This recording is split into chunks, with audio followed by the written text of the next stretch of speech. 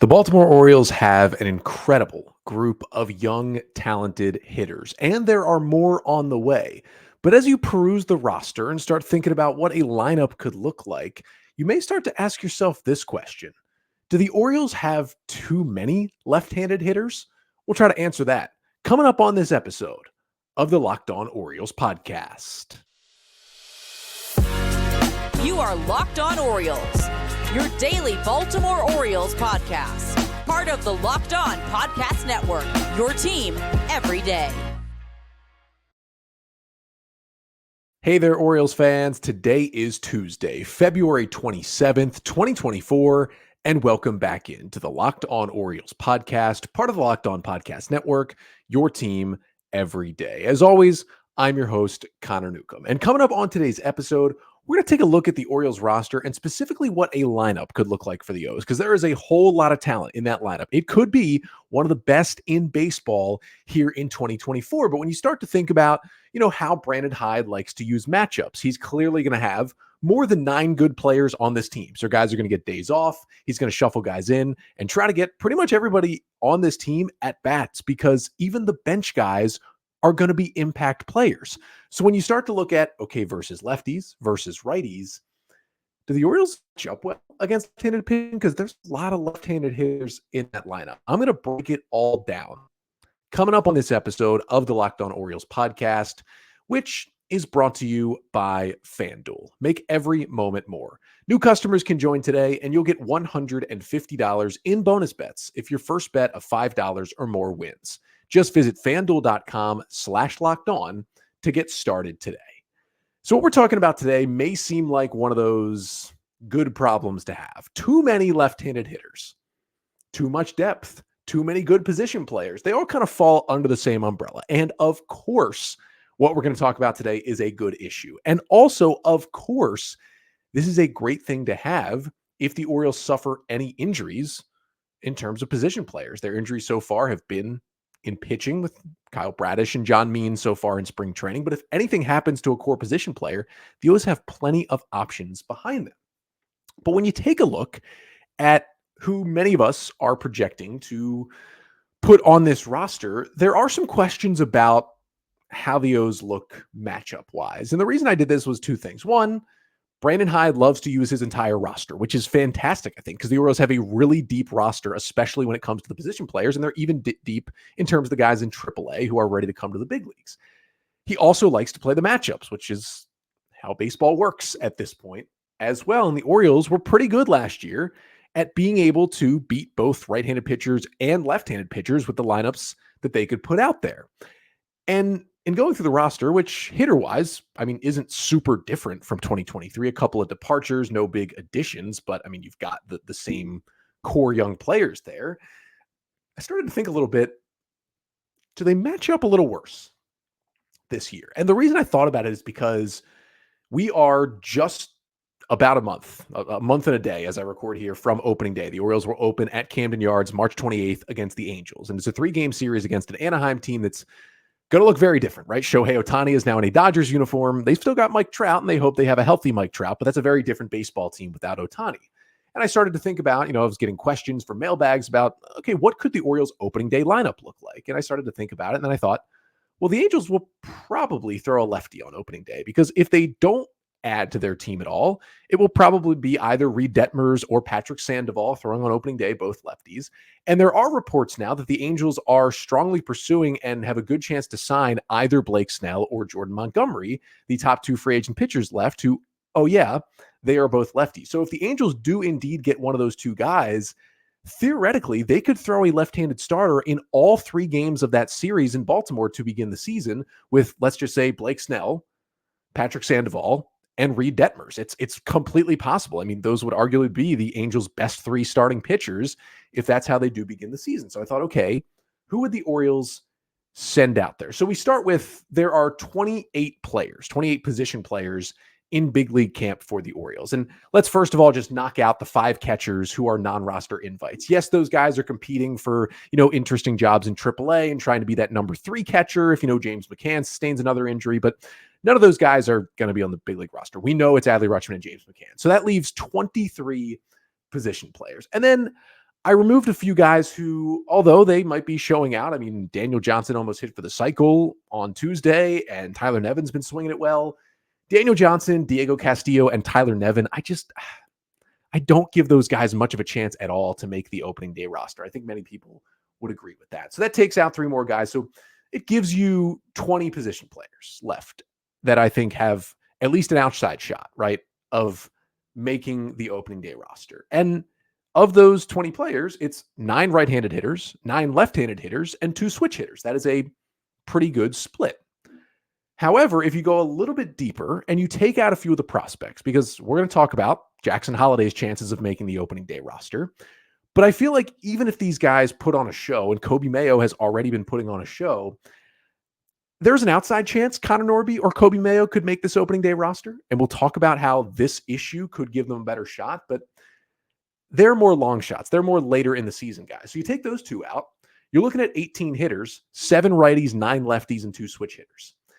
And then you look at, okay, my current projected opening day roster, which at this point includes Jackson Holliday. And this is the thing that really makes you think about what this Orioles roster in terms of the position players is going to look like. Because I want to see Jackson Holliday on the opening day roster. I mean, unless, of course, he just has the worst spring in the world and doesn't look ready at all and needs more AAA at bats. I mean, I am totally for Jackson Holliday on the opening day roster. He's #1 prospect of baseball. He's going to make the Orioles better this year. But if you make that move, we've already talked about how the O's may have to carry only 4 outfielders. They may have to rely on Jorge Mateo as a true outfield option if they keep Holliday on the team, because, with Arias, Mateo of options, they're probably keeping both of those guys as well, along with Henderson and along with Westberg, and it gives you a lot of infielders on this roster. What Holliday also does is give you a lot of left-handed hitters on this roster, especially if you're projecting the way I have been. In my recent projection, when I've just gone through, I did my outfielder and infielder previews for the roster, and I basically took Adley Rutschman and James McCann as my catchers. My infielders were Ryan Mountcastle, Ryan O'Hearn, Ramon Arias, Jorge Mateo, Gunnar Henderson, Jackson Holliday, and Jordan Westberg. And then the outfielders, Austin Hayes, Cedric Mullins, Anthony Santander, and I gave Heston Kjerstad that final spot. And even with Kjerstad there, I said, there's a chance that Colton Cowser instead of Heston Kjerstad could win that final spot. But you kind of see where I'm going here, whether it's Kjerstad or Cowser, both lefties as well. That's 6 right-handed hitters, 5 left-handed hitters, and 2 switch hitters. So not so bad. So then you think about, okay, let's say whether the Angels sign Blake Snell or don't. It's probably going to be whether it's Snell, Detmer, Sandoval, a lefty to open the season for the Angels. And potentially, again, 3 lefties in that series. A lineup against lefties for the Orioles, at least going off of what Brandon Hyde did late in the year and in the postseason last year, would probably look something like this. Adley Rutschman as a switch hitter would lead it off. You'd have Ryan Mountcastle playing first base, batting second as a right-handed hitter. Santander as a switch hitter hitting third. Then Gunnar Henderson, you move him a little bit down because he has struggled against lefties. He would hit fourth at third base. Santander at right field. And then Austin Hayes, of course, against a lefty is in there in left field as a right-handed hitter hitting fifth. And then Cedric Mullins hitting sixth in center field as a lefty. Jordan Westberg is in there at second base hitting seventh as a righty. And then you kind of get to the bottom of the lineup and you're like, okay, if the Orioles are rostering Jorge Mateo, they're probably going to start him against left-handers. So maybe you do sneak Jorge Mateo in there at shortstop, batting ninth. So then you just have the DH. And you're thinking, okay, well, in a perfect world, you're facing a lefty, you have the DH open, you have a big right-handed slugger in there who you're throwing in the DH spot. But when you look at the rest of the bench, when you've put those 8 guys in, you're looking at Ryan O'Hearn, a lefty who the Orioles hid from lefties all last year. You're looking at Heston Kjerstad, a lefty who, we're kind of unsure what the Orioles will do with him against lefties early in his career. You're looking at Jackson Holliday, a lefty. The Orioles may want to hide him from lefties early if he does make the opening day roster. You're looking at James McCann, who the Orioles did actually DH against lefties sometimes last year, but to not much success. You probably don't want to have James McCann as your opening day DH. And then there's Ramon Arias, who is a right-handed hitter, but is a reverse splits guy. He has hit much better against right-handed pitching in his career than he has left-handed pitching. So you don't really have a perfect option right there. And so it's like, do you have too many lefties? Are you short a right-handed hitter when you break it down? It's a possibility. And now my projection here would probably have Heston Kjerstad in that DH spot hitting eighth. I think the Orioles believe in that bat enough that they would put him in there, but it also wouldn't be surprising if just Ramon Arias DH'd and hit lower in the order because it was against a lefty. They didn't want to play any of the rookies against left-handers. But then you're thinking about it and you're like, okay, let's say the O's do face Snell, Detmer, Sandoval to open the year against the Angels. Are you really going to sit Kjerstad, O'Hearn, Holliday, all three of those games if they're all on your roster? No. You got to expose some of them to lefties, and I don't know if the Orioles want to do that with any of them. So there's an opening here for two things. On one side, for some right-handed hitters who we're not thinking about as much to step up. On the other side, for some lefties to say, you know what? I can hit lefties and go from, we'll play him a good amount of the time to, we will play this guy every single day. And coming up next, we'll try to parse out which of those players could step up into what seems to be a little bit of an opening on certain days in the Orioles lineup. But first, this episode of the Locked On Orioles podcast is brought to you by eBay Motors. Passion, drive, and patience. It's what brings home the winning trophy, and it's also what keeps your ride or die alive. eBay Motors has everything you need to maintain your vehicle and level it up to peak performance. From superchargers, roof racks, exhaust kits, LED headlights, and more, whether you're into speed, power, or style, eBay Motors has got you covered. And with over 122 million parts for your number one ride or die, you'll always find exactly what you're looking for. The eBay Guaranteed Fit part is guaranteed to fit your ride every time or your money back. Because with eBay Motors, you're burning rubber and not cash. So with all the parts you need at the prices you want, it's easy to turn your car into the MVP and bring home that win. Keep your ride or die alive at ebaymotors.com. Eligible items only, exclusions apply. eBay Guaranteed Fit only available to U.S. customers.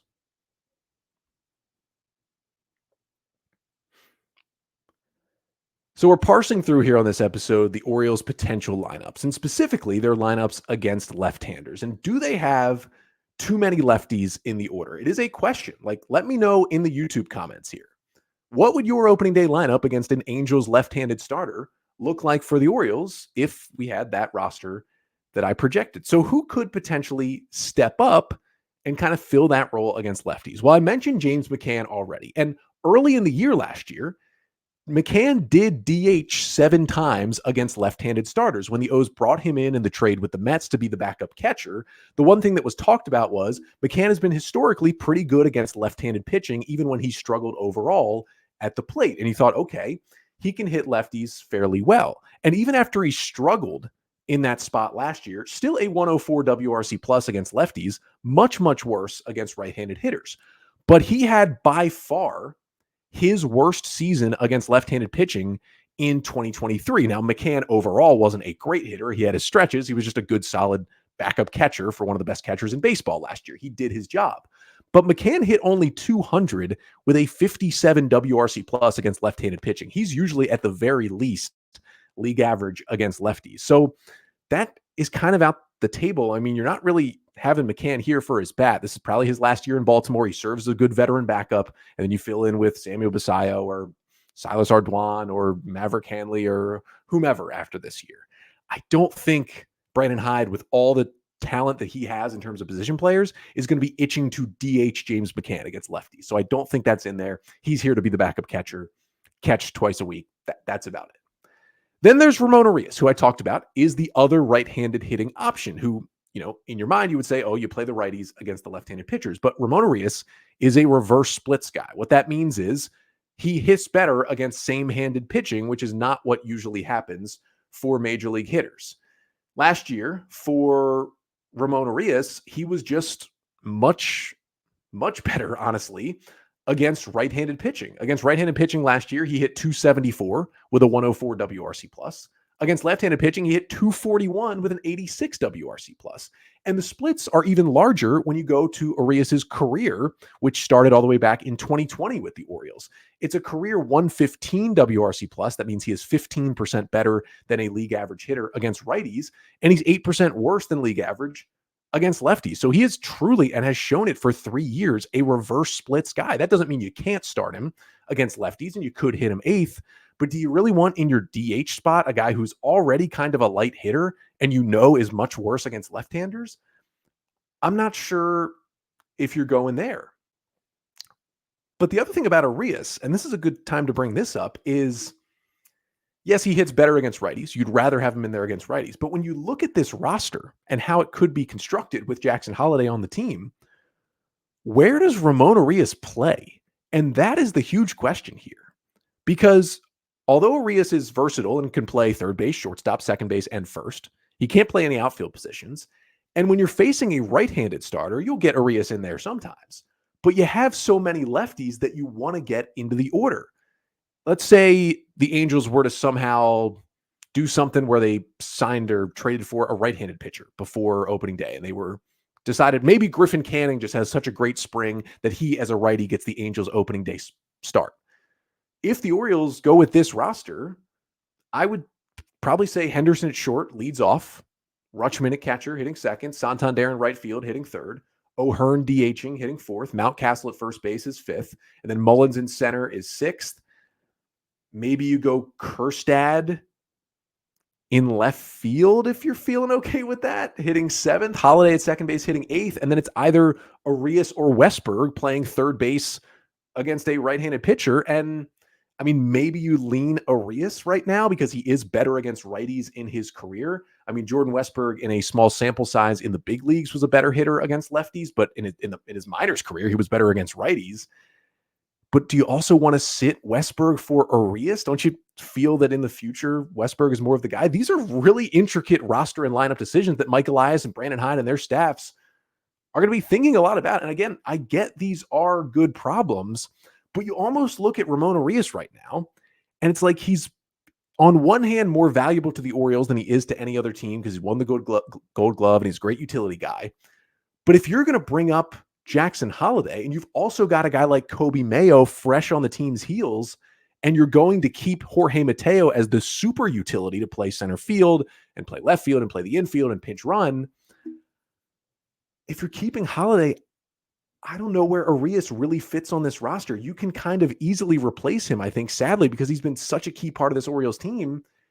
But also, is Arias himself enough to trade away and at least get something of value in return? The Orioles may have passed that point on Arias's value. They're kind of in a tough spot with him. And that's what also makes the roster weird, is that he's a reverse splits guy, and he didn't have as great of a bat last year, and his position's kind of being taken. And you just don't know. So then you turn to, okay, who are the lefties who could maybe just break the splits and get this playing time? So maybe it's Heston Kjerstad.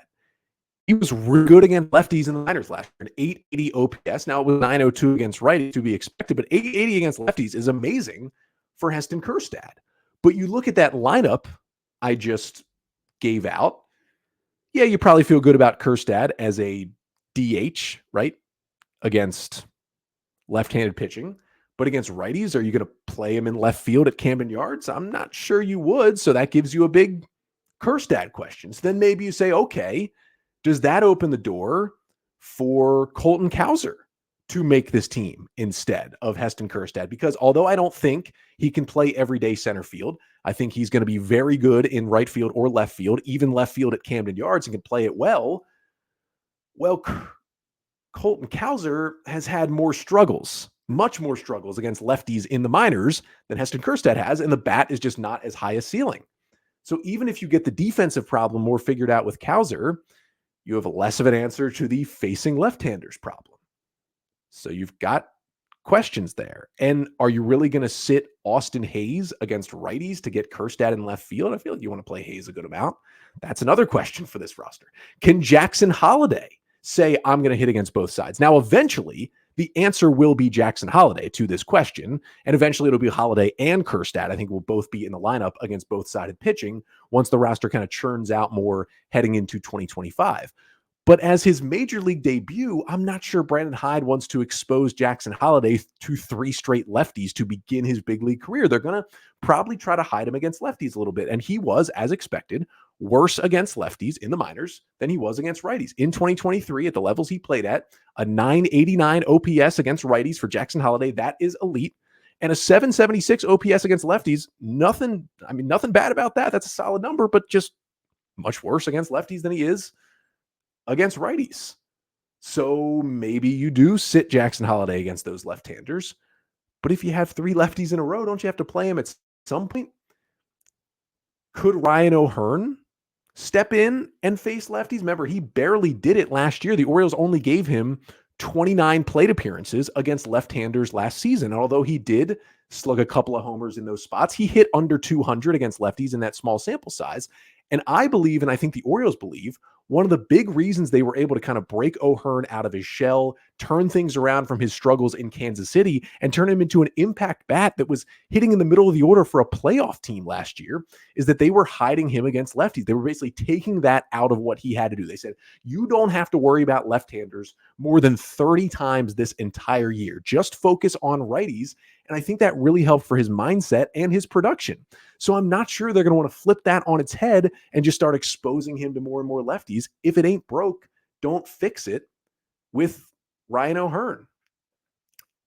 And I don't think they're going to sit Cedric Mullins. I mean, people have talked about, okay, if you're turning Mateo into an outfielder, is he going to platoon with Cedric Mullins in center field? And Mullins would play much more because he'd play against righties who you face more. And then Mateo would play center against lefties. And maybe you'd play Mateo in center, Henderson at short, and then 2 of Holliday, Westberg, Arias would play second and third, and then Kjerstad could DH potentially. It'd be a lot of moving pieces.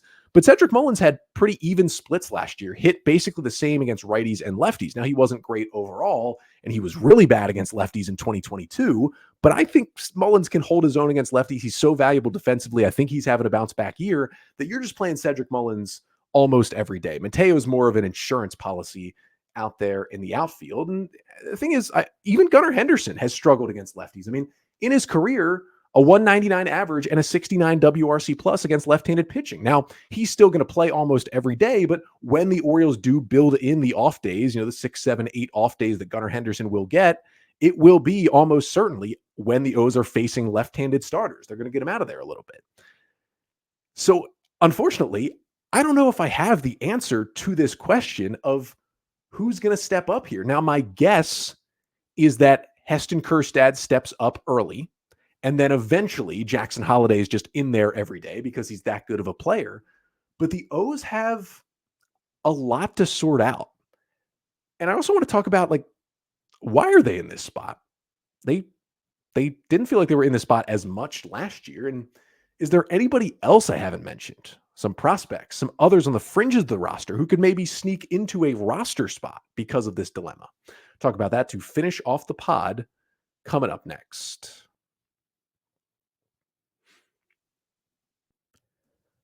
But first, this episode of the Locked On Orioles podcast is also brought to you by FanDuel. You can get buckets with your first bet on FanDuel, America's #1 sportsbook. Because right now, new customers get $150 in bonus bets with any winning $5 bet.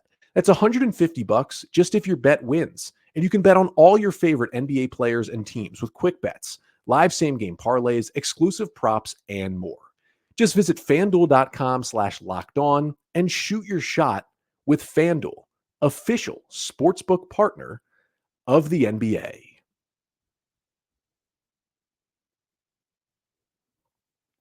So it seems like a silly question that we're trying to answer on today's episode. Do the Orioles have too many left-handed hitters in their lineup? And is it actually an issue?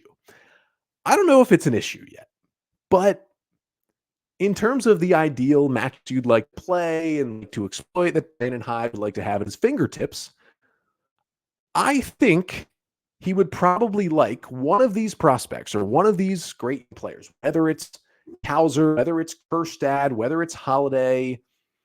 I think he would like one more of them, probably specifically the outfielders. I think the Orioles would love if either Heston Kjerstad or a right-handed hitter, just to balance things out. And I get some of the pushback to this. The whole premise of this episode will be, well, why would you build a team around more righties when you're at Camden Yards? Camden Yards now, with the left field wall pushed back, plays much better to left-handed hitters. And while you are correct there, You also have to remember the Orioles only play 81 of their 162 games at Camden Yards. Yes, that is the largest size, but there are still 81 games on the road and a lot of parks that play better to righties, especially in the Orioles' own division that they play in. So there is still places where righties can shine. So does Ryan McKenna have an opening, right? We're talking about how, do the O's trust Mateo as a defensive replacement in the outfield? If they're keeping Kjerstad as a fourth outfielder, do they have a guy who can roam around out there? Maybe because he's a right-handed hitter, but Ryan McKenna was always billed as he can play good defense, he can pinch run, and he can hit lefties. He has played good defense, all three outfield positions, and he has pinch run, but he's never hit lefties. A 75 WRC plus against left-handed pitching in his career. He's actually been a little better against righties.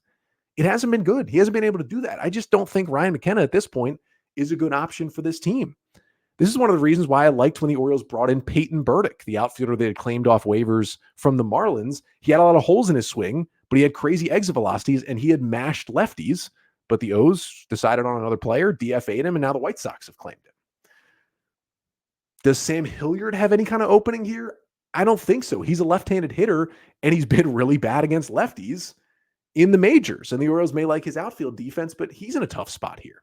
How about Kyle Stowers? He's had a great spring so far. There's a lot of chatter about Kyle Stowers in Sarasota right now. It's kind of a comeback year for him after multiple odd injuries just kept him on the bench for so long in 2023, and he struggled in the small time he had in the big leagues last year. But Kyle Stowers kind of come back with vengeance. He was solid against lefties last year. Kyle Stowers had an OPS over 1,000 against lefties in the minors in 2022 before the Orioles called him up in August. That was one of the reasons that they did call him up. Now, they basically completely hid him against left-handed pitching in the bigs in 2022 and 23. So there's something internally where the Orioles don't really trust Stowers against left-handed pitching. That doesn't bode well for him in this conversation. It also doesn't bode great that he's not really a center fielder. But maybe he bucks that trend this spring training. And if Kyle Stowers can show that he can also hit lefties, one of his homers this spring has already been against a left-handed pitcher, maybe that's the way they go. Maybe Connor Norby just puts on a show. I mean, he had an 860 OPS against lefties in the minors last year, but he also still hasn't played in the spring training game because he has a side injury. That's hurting him. Does it boil down to Kobe Mayo winning an opening day spot over Jackson Holliday? I don't know, but Mayo's been great this spring, and he had an 880 OPS against lefties last year, a mashing right-handed hitter. I think whenever Kobe Mayo gets to the big leagues, hopefully at some point in 2024, maybe he is kind of the solution to this, that you have that big righty power bat in this lineup. But what's really interesting here is that, again, I think someone of these lefties, whether it's Holliday, whether it's Kjerstad, maybe it's Cowser, maybe it's Ryan O'Hearn, maybe Arias learns how to hit lefties better. Whatever it is, one of these guys is going to see this opening in the lineup and step up and take over that DH spot against lefties. One of them is just going to say, I can hit left-handers, and is going to do it. And the O's are going to be fine because they have so much depth at the position player level. They're going to be okay.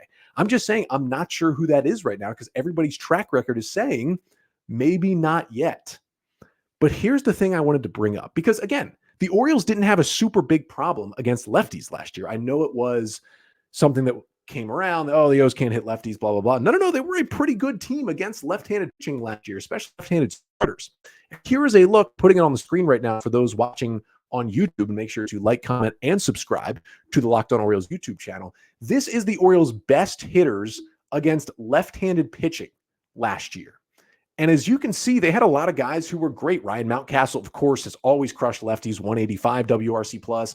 Adley was awesome against lefties. Santander was really good against lefties. Westberg, Hayes, even Mateo hit lefties well. O'Hearn is in there, but it's also 29 plate appearances, so that's not a super great sample size. But look at the top of that list. And again, only 53 plate appearances, so it's not a lot. But the Orioles' best hitter, minimum 50 plate appearances against lefties last year, was Aaron Hicks, who hit 378, slugged 600, and had a 198 WRC plus against left-handed pitching last year. I know. I got a little bit of hate for saying Aaron Hicks, should have been someone that the Orioles brought back.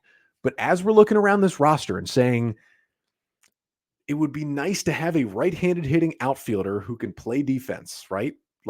And can hit lefties. That would, I think, bring this whole roster together. The Orioles were still interested in bringing Aaron Hicks back. He just felt like he'd get more playing time with the Angels, which is fine, and he'll come back probably on opening day. Maybe that could have been the fit here that kind of tied this roster together. And yes, it could have pushed Cowser or Kjerstad or someone else to AAA. It also could have pushed just like Mateo or Arias off the roster. Either way, that could have been the solution, but he's not here, and that's okay. And again, someone will step up. But at some point, you're like, a left-handed pitcher could really expose this lineup. And even though Santander and Adley were really good against lefties, you have to remember when a left-handed pitcher is facing the O's in Camden Yards, which those three Angels lefties will to start the season, it's just harder to do damage as a right-handed hitter because that wall is so far back. So you have a little bit of an advantage as a lefty against a switch hitter at Camden Yards. So if you think about that lineup and you're turning Adley to the right side, you're turning Santander to the right side, you're facing Gunnar Henderson, a way that he has struggled in his career, like you do have an advantage as a left-handed pitcher right now against the Orioles. And maybe it'll go away because the O's are just so talented and these hitters are so good, and somebody like Kjerstad or Holliday will figure it out early and this will be fine.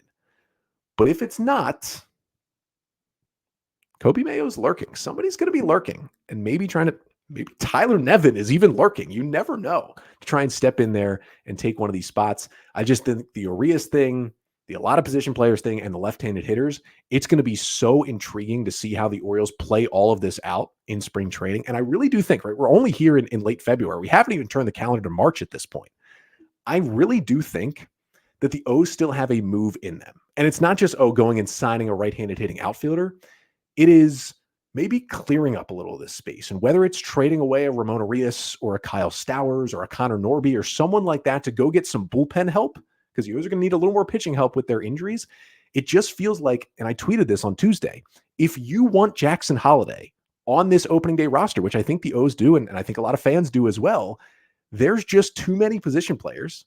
Not just too many position players, too many left-handed hitters, and too many position players without options remaining to really be flexible with this roster. And so if you want Holliday, and maybe this is something that could end up keeping Holliday off the opening day roster, that's certainly a possibility here. The O's just say, you know what, let's address this problem later. Let's say Holliday needs more work at second base. Let's start him in AAA, and that kind of makes this a little bit easier.